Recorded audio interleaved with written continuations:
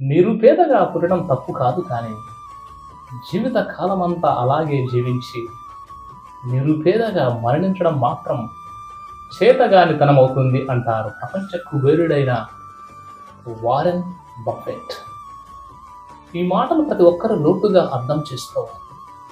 కేవలం ఆర్థిక రంగానికే కాదు, మొత్తం జీవన వ్యాసంగానికి ఈ మాట అన్వయించుకోవాలి.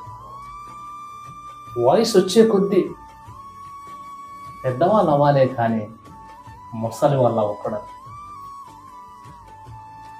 వృద్ధాప్యం హుందాగా గడవాలంటే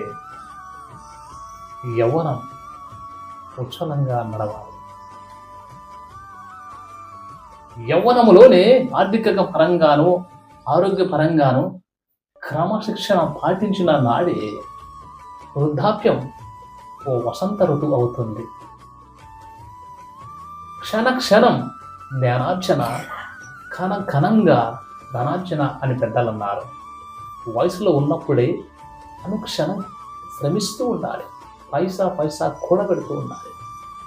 ధన సముపార్జన మాత్రమే కాదు, జ్ఞాన సముపార్జన కూడా చేసుకోవాలి.